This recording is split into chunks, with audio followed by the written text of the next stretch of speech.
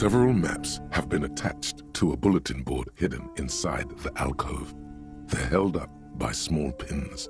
The board has come loose from one corner. The maps look old and faded. Your eye catches a map of Insulinda, a map of Revachol, and a map of Martinez. Always good to be informed of your surroundings. This large map displays archipelagos.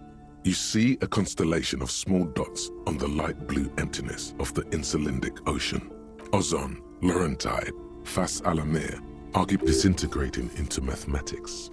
In the northeast, a dust mite stands on the north coast of Caillou in a bookstore. It's you.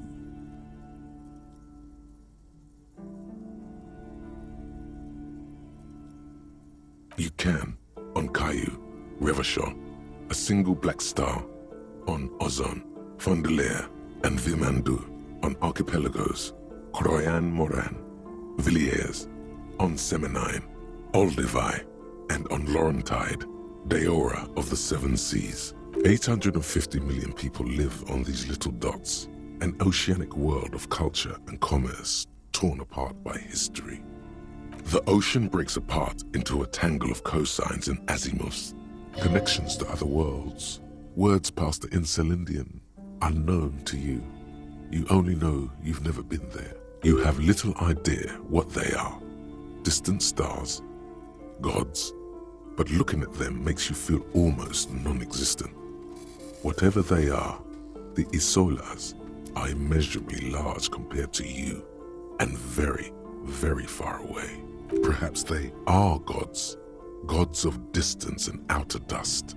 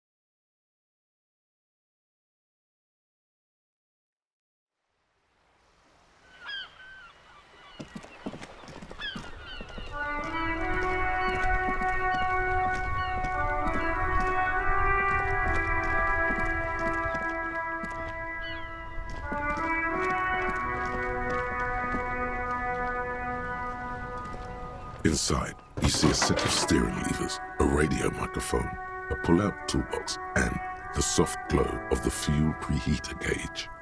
This is Precinct 57. How may I assist you? Just a second, officer. 10-2, 10-5. This is 41st. Come in. Over. The man uses relay code.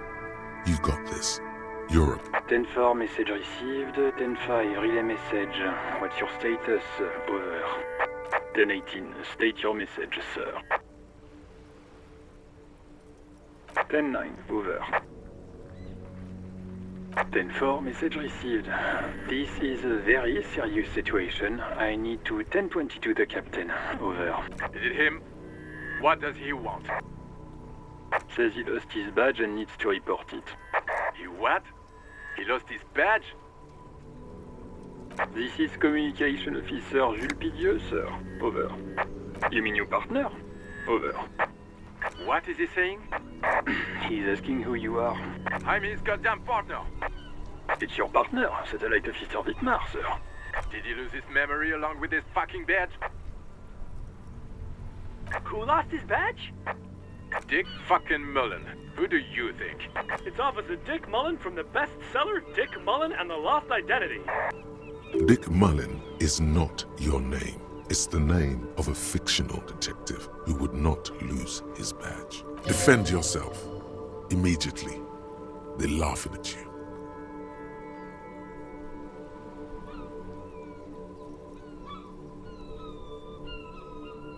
He says this has probably happened to other policemen before him and laughs sarcastically. Oh, goddamn it. Is he fucking kidding? The whole station's gonna be dicked for this. Satellite Officer Vikmar is wondering if you might be joking and adds that this tarnishes the reputation of the entire station. Over. Mullen dicked us. 10-4, I hear you, officer. I'm just going to make a note here that you are in pursuit of your misplaced badge. Over.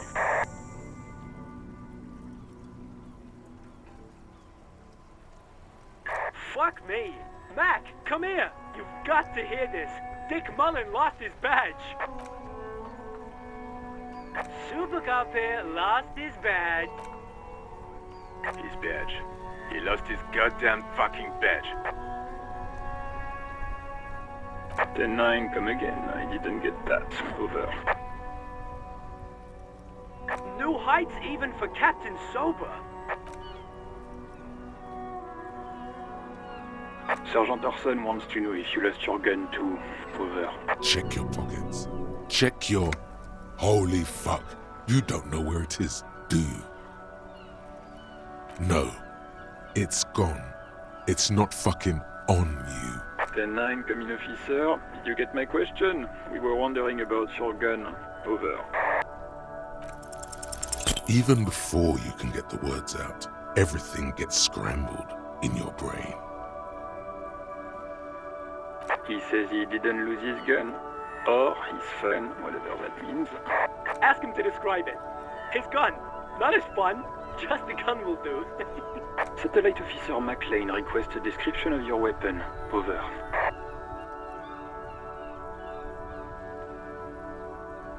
It's a single-shot kill A9. An armistice, to be precise. Says it's a kill 9mm armistice. Armistice?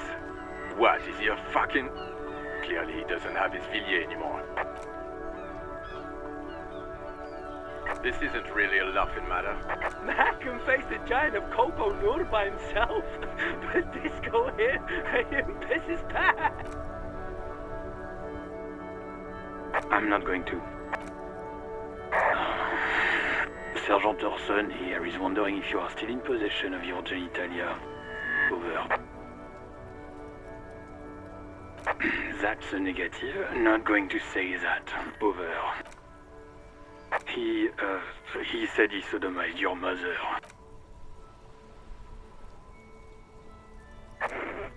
Sure her vanilla waffles were the only thing he ate?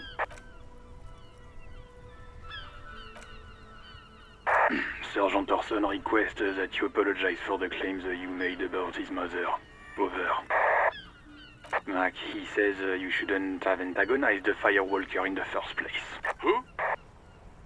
Satellite Officer V.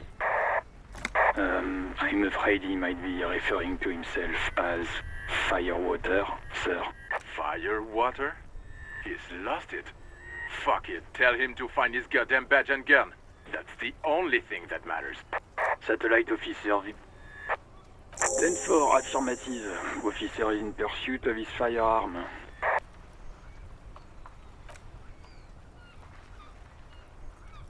Officer, do you need further assistance? Over.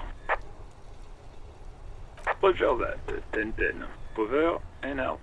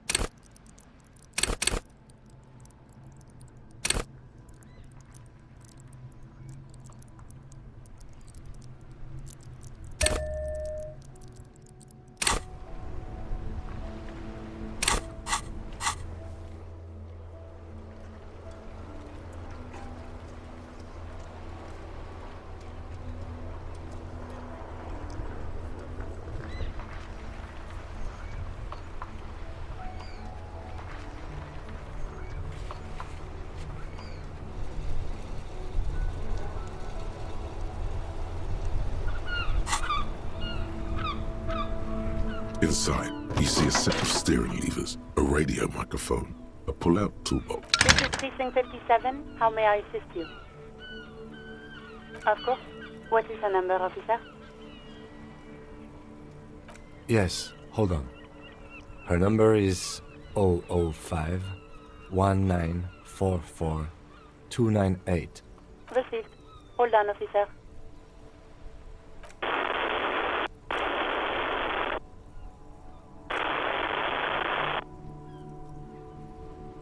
Lieutenant Kitsuragi slowly begins to tap a little rhythm with his right foot. Quite a lot of time has passed. Officer, I have Sylvie Malaika on the line for you. Yes, hello?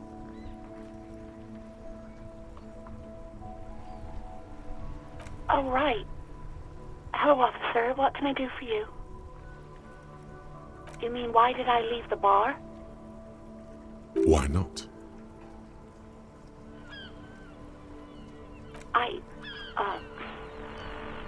Let's just say I left because I needed to get away from someone. What? No, why would you even think that? Please, don't bring Gar into this. It's none of your business. God, why can't you just mind your own business? She mutters. I already said I don't want to talk about this. You're messing everything up again. Yes, I know who you are. You're a police officer. The law. This exact conversation has happened before. Establishing authority before this young girl seems to have been important to you in the past. Oh, no, I haven't, sorry. Real policemen have uniforms too, by the way. Where's yours? Right. It's better to not ask too many questions, lest people start thinking you're a cop or something. No, not me. What? Of course it bothered me. But I thought the union already knew about the courts. No one calls the police. The union would get angry. You know, what the union says goes. People listen to them and they take care of their own, which is like everyone here.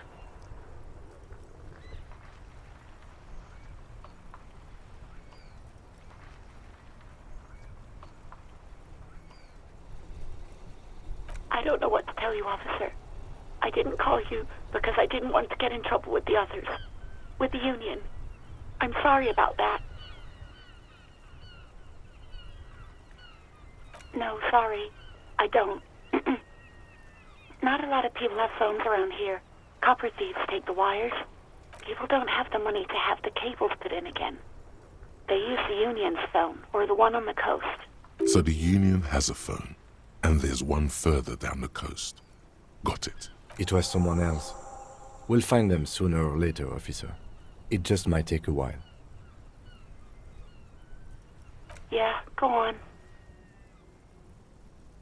Please, no. Not this again. Everyone saw your cool gun detective. You were trying to impress some people with it.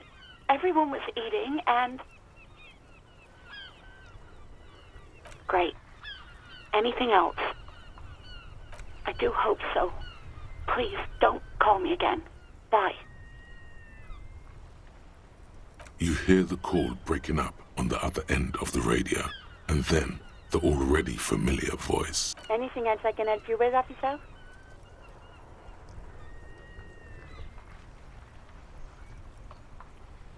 '57's over and out. In the cabin, you see a set of...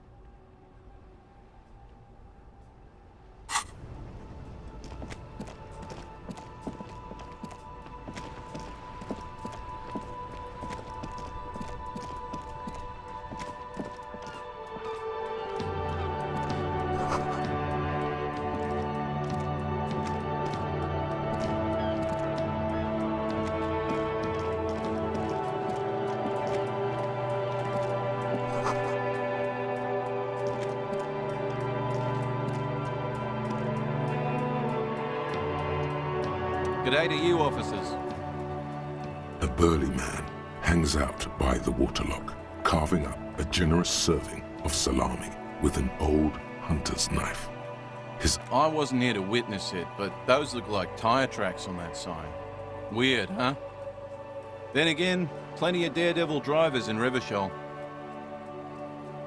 Too bad it also takes a year and a day to repair anything around here, especially a waterlock. The rest of the coast is closed off till then.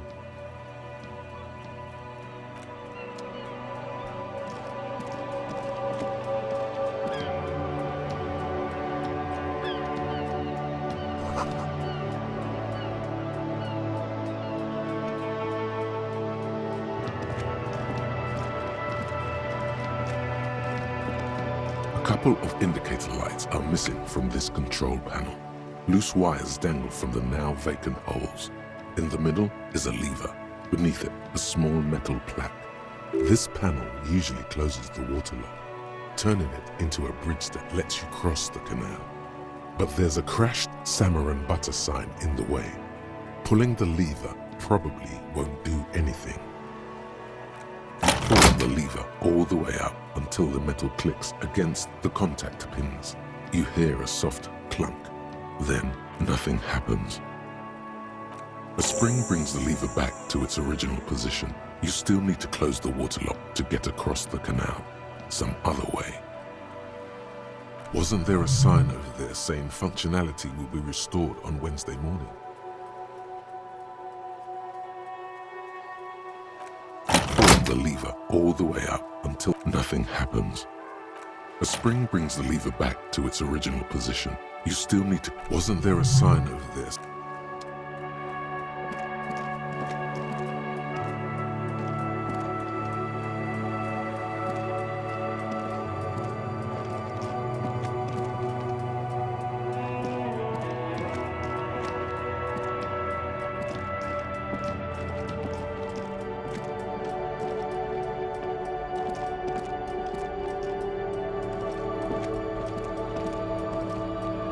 Shine on these sunglasses last.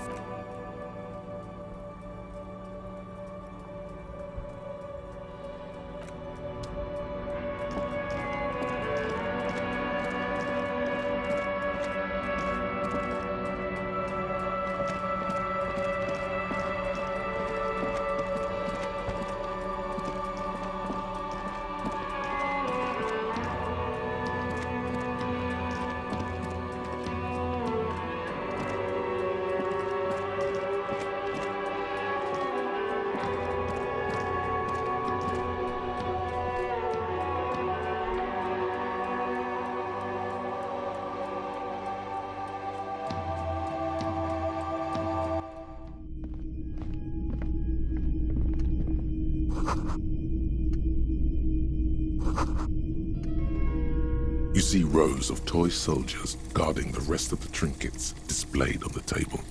Some on horseback, others in rags, others yet in bright blue uniforms. All are stern and unyielding in their duty. Why? What's this? A headless man riding a horse? A headless man wearing futuristic tracksuit trousers that say foul?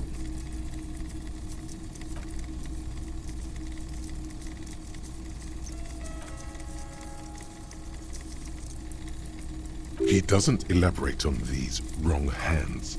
It's unlikely that he ever will. I've heard about it. I've heard the headless fawn rider rides a headless bull.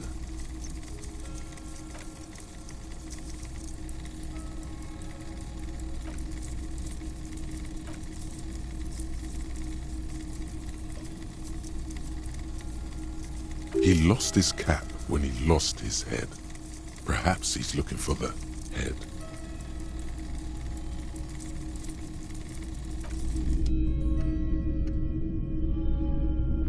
The boomboxes on the shelf look well-loved and well-traveled. Chipped, dented, they stare at you with the unblinking eyes of their tape reels. One especially catches your eye. Deep gold and amber plastic with a big old handle on top. A classic boombox that says, Stereo 8 approved. Just make sure it works before you buy it.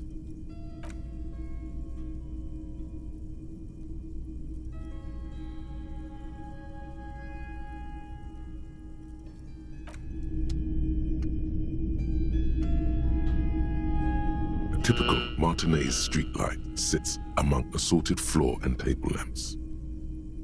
The light pole has been carefully cut, and the wiring has been redone and attached to a standard indoor plug. The light buzzes faintly, but persistently. This would make quite a statement in your living room.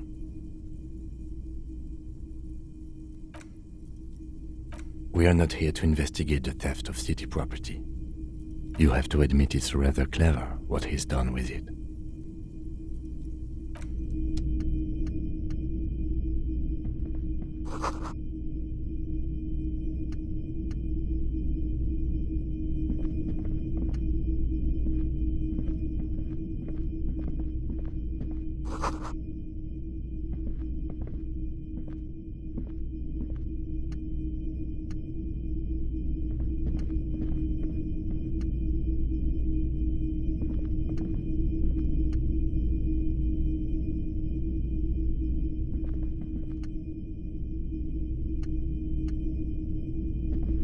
It's not often that I see officers of the RCM in my pawn shop. What can I do for you?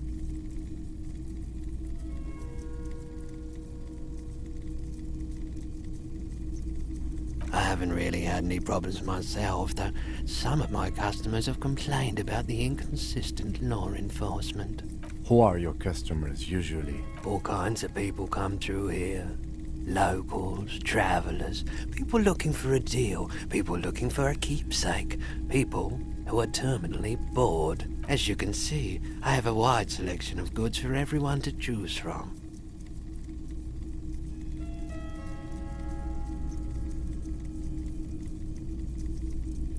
It keeps me entertained. He's well composed, but underneath it you sense psychedelic processes bubbling. Some kind of drug, maybe.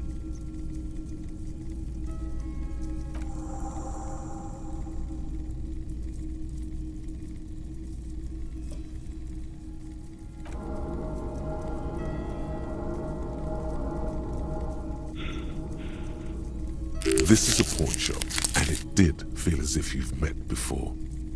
Oh, God. The lieutenant shifts from one foot to another, alert.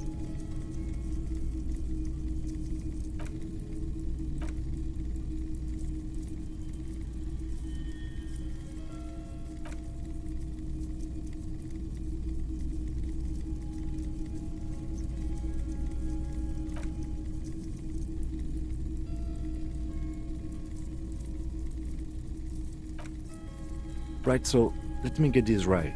You sold your sidearm, issued by the citizens' militia, and now a civilian is running around the streets of Martinez with it?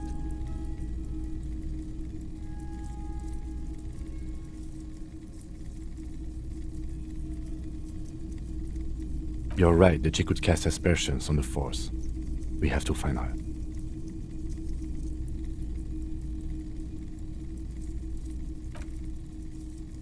A needle in a haystack. There is nothing you can do about it now. You'll just have to hope you luck upon her somehow.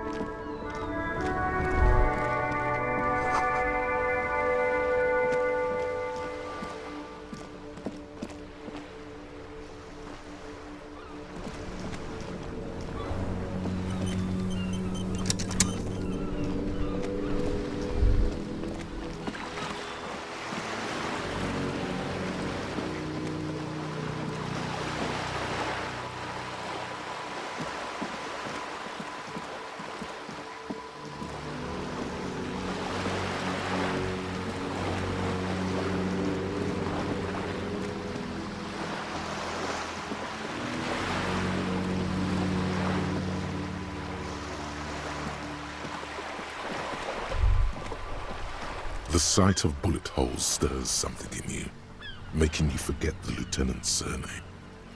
The faded marks are too degraded to draw any forensic conclusions. Just chips in the sandstone. They look pretty ancient. Where? There? Those are old. We should focus on present crimes from the present century.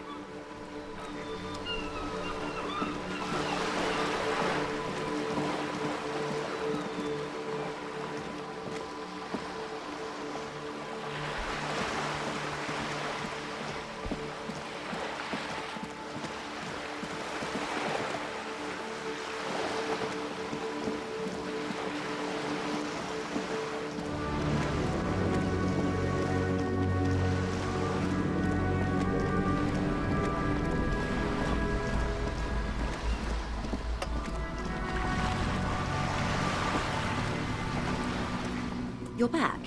Good. What can I help you with? Quite a few things, I'm afraid. The information I'm to share with you includes sensitive trade secrets. For the sake of my employer, I have to ask for your names and badge numbers. Of course, ma'am.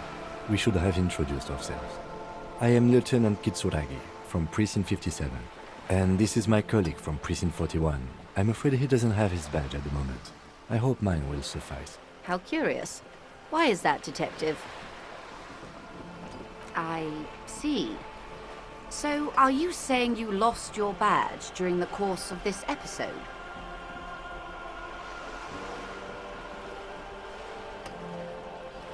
I can't hear you, darling. Speak up, please. Oh, dear. Some kind of encephalopathic amnesia. I don't even know how to respond. I do believe you, naive as that may sound. I simply can't imagine what you gain by faking such a condition. As I said, ma'am, his technique may be very unconventional, but he is an officer of the RCM. Of course, I sympathize, but I'm afraid I simply can't share anything more until I've seen that badge. She's a professional negotiator. She should be open to some sort of mutually beneficial arrangement. Of course. But before we do, officers, let me be perfectly clear. The situation is extremely volatile. The sooner we can speak about this lynching business, the better for all of us. What we do. I'm afraid I don't speak for Wild Pines as a whole. It's a giant undertaking. There was a touch of discomfort there. She wants to merely represent.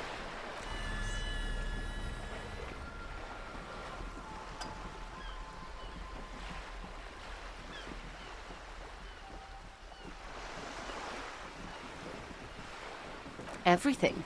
Right up to, but not including, trade secrets. I believe the official title is Senior Labor Negotiator. In practice, I'm a grocery clerk. I relay the union's demands to Wild Pines and return with Wild Pines' counteroffer. And how are the talks going? They're not. That's the problem. The union stopped all negotiations a week ago, after that awful lynching took place.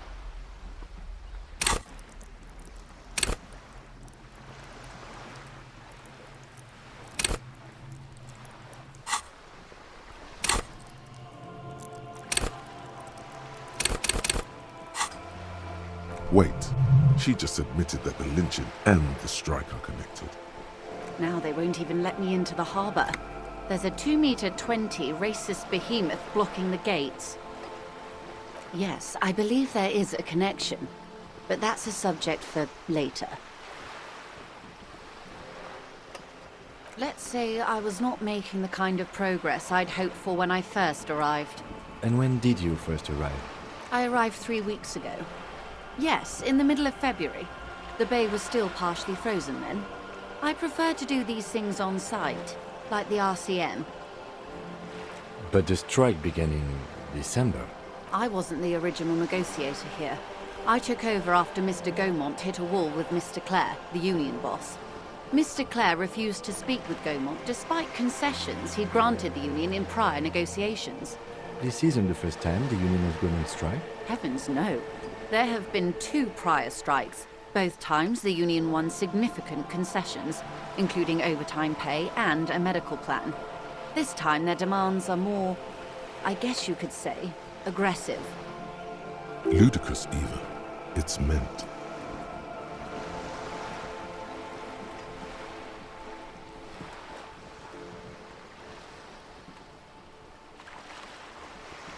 Mr. Clare told him to... how did he put it? Fuck off, midget. Gaumont is short of stature, you see. Keep in mind, this is a negotiator Mr. Clare has worked with before, and who was more than fair with him and the union.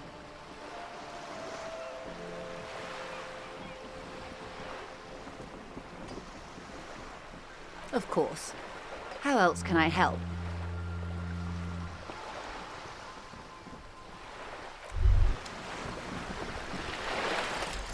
Volumetric ship compressor. Bizarre scientific news from Revachol West today, where a police officer's shit has been observed at a pressure of around 495 gigadecimals. These metallic hydrogen levels of shit togetherness were thought to exist only at the center of collapsing stars, not law officials. It remains to be seen how long the shit's singularity lasts.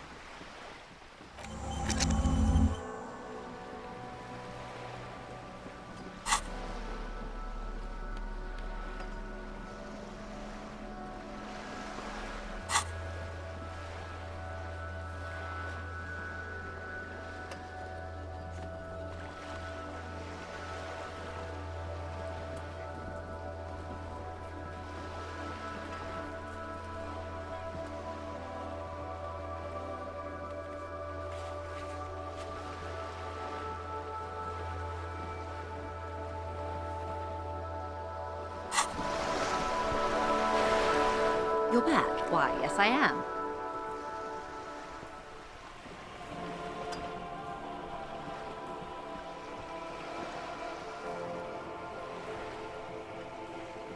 Officer, I assure you I'm a highly qualified pleasure craft operator. The crowns of her teeth are porcelain, white as the boat's hull as she smiles. The boat? No. It is called greatl 19 because that's the type of sloop it is. My sloop? I like it a lot. It's the eel's hips, baby. I'm enjoying this part of the interview. It has so little to do with the murder we're investigating. Good.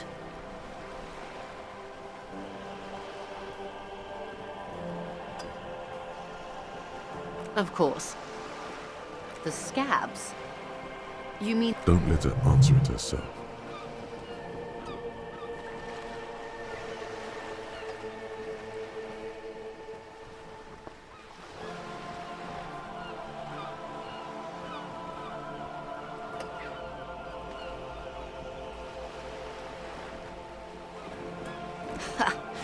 If the workers were organized by Wild Pines, then it would be a company secret. I could not share it with you. Not yet, at least. It's implied. She's open to discussing this matter with you at a later occasion. There are leaflets everywhere, and banners. What did they say again? Oh yes, every worker, a member of the board. Most of the workers probably don't know what that means.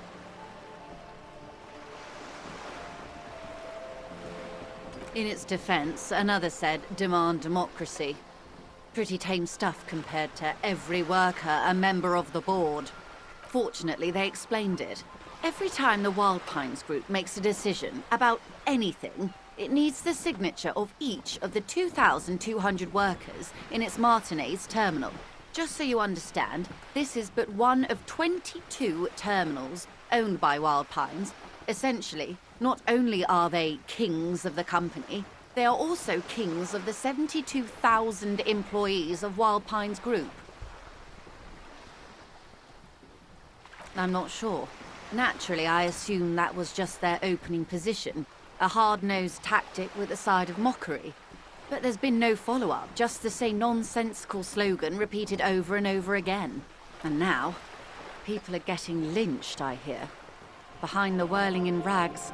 A disastrous situation if there ever was one. Excuse me, from whom did you hear about this lynching? I first heard it from the boyer at the gates. The one whose very name advertises his aversion to work. I think he said it was, "Call me mañana." This checks out. Everard Clare is a man of the utmost integrity.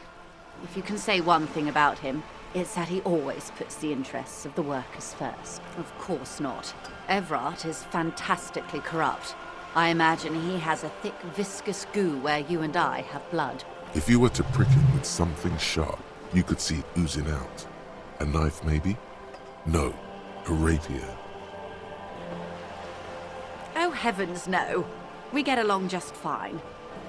Yet, now that you mention it, I can't stop imagining that black treacle just dribbling down his double chin. He is the most corrupt individual I have ever seen, and I deal with men like him for a living. If there is anyone more venal, more irredeemably nepotistic, then it's his twin brother, Edgar. Yes, Edgar looks exactly like his brother, except for that lazy eye. He also talks exactly like Everard does, and when one's term as foreman is up, the other takes over. It's how they circumvent the term limits, you see, with a funny little switcheroo. While in office, they've embezzled God knows how much of their workers' dues. The Débardeurs Union was once a perfectly normal institution. 20 years ago, anyway. It must not have been easy to establish under the Emergency Act, but they did it. I can respect that. Organised labour at its best, as they say. Then something happened in the local chapter elections. The brothers Clare came and transformed it into a... how do you say? A mob. The Débardeurs are a crime syndicate. Sad as it may be, I suspect we'll be forced to cooperate with them. Refreshingly honest, officer. The company has tried appeasing in the past, but I'm afraid our concessions have only emboldened Everard and his brother. And your opinion, detective, if I may ask? I'm a curious and talkative person, you see. Would you say the Débardeurs Union is... Indeed, and a hungry one. Sadly, Wild Pines have cooperated with what amounts to a crime syndicate for 2 decades. However much you feed the leech always hungers.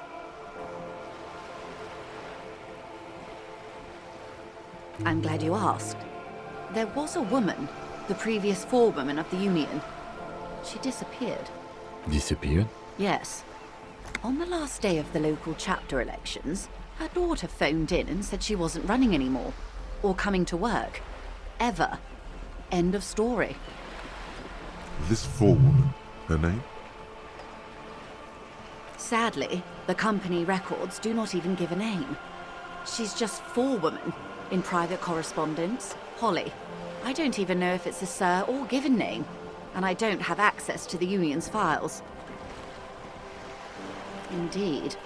The company suspects foul play, but there's nothing they could do. It was a Union matter. The point of the presentation is, these kinds of things happen around the Clares. Watch out when you're dealing with him. Thank you for your concern, ma'am. We'll be just fine. Of course. How else can I help?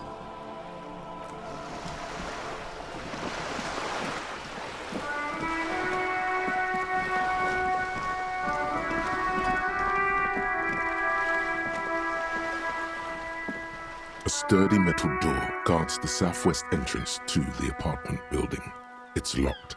The door rattles against your knuckles, but there's no response. The door rattles again, but this time you hear an elderly woman's voice calling out from inside. Stop banging on the door. I'm not letting any more strangers inside. The police? Everyone knows the police don't come round here. No, I already told you. I won't be responsible for any more strangers getting into the building. Go check the backyard door. Maybe someone there will. Backyard door. There must be another entrance to the east. Madame, I assure you, we are real police officers. There is no reply. Just faint, sweeping sounds inside.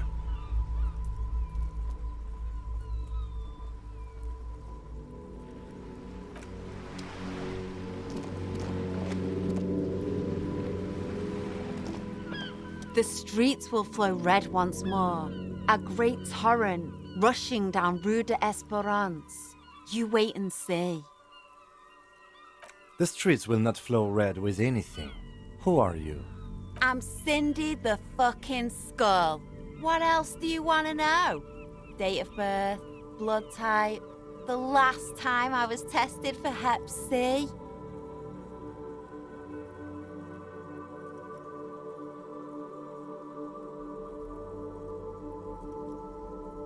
And here I was trying to be polite. Just can't win with you pigs. A brush, an artist. The red splatter is urban expressionism.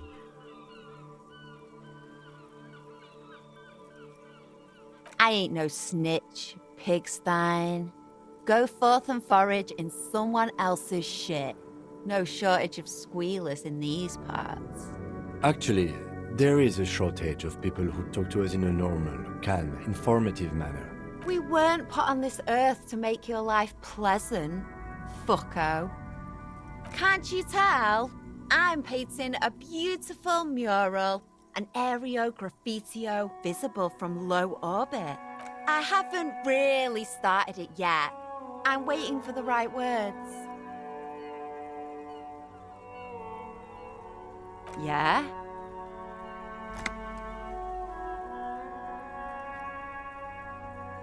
Thanks. I'm sure the inspiration will come to me now that I have an official RCM stamp of approval. She means the opposite. She turns her head to face the coast and nods disdainfully toward Joyce, performing maintenance on her boat.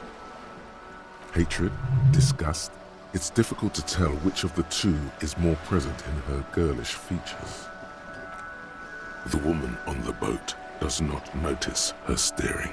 That Ozon whore. Someone's got to keep an eye on her. Ozon is an archipelago 2 days' travel away from Rivershaw. Its moneyed residents, used to posh restaurants and upscale boutiques, rarely have reason to visit Martinez. On a first-name basis with her, are we? Piggy's moving up in the world. Have you got a crush on her? Aching for an opportunity to defend her honor? I ain't no snitch. Actually, We weren't put on this earth. Watch your back, ungulate. You've got eyes on you.